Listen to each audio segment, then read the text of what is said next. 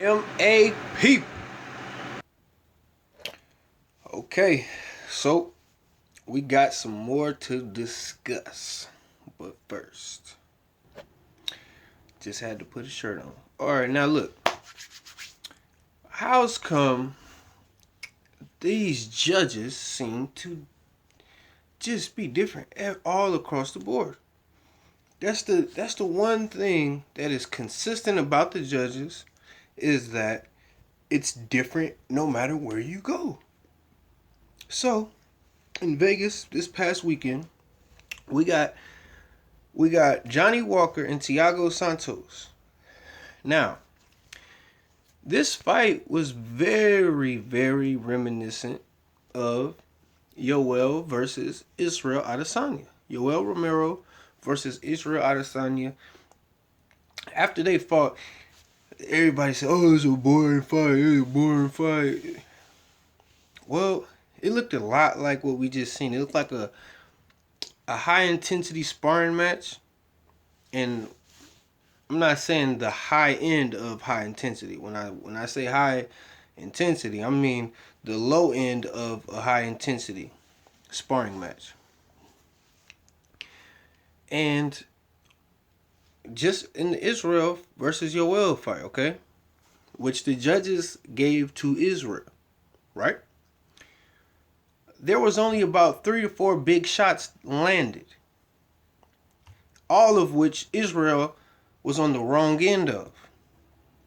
Now, we have a almost identical fight where Johnny Walker had more output, but all the big shots were landed by Thiago.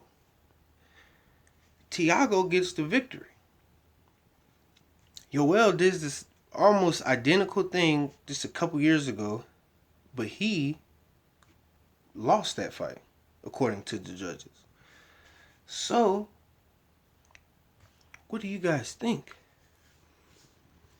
Is it Vegas favors bigger shots? They favor whoever lands the bigger shots in Vegas, and they favor output in Florida? Or do we just have a bunch of inconsistent judging because there has not been a clear-cut criteria on how to judge these fights? They say you go, first thing is based on damage and ring control, I believe.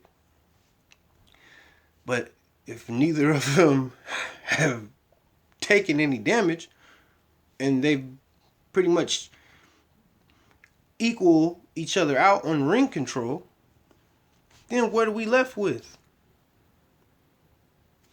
Who landed the most shots? Or who landed the bigger shots? I don't know. I don't think anybody knows. That's the problem. MMA House on MMA Block. We're in the middle of MMAville.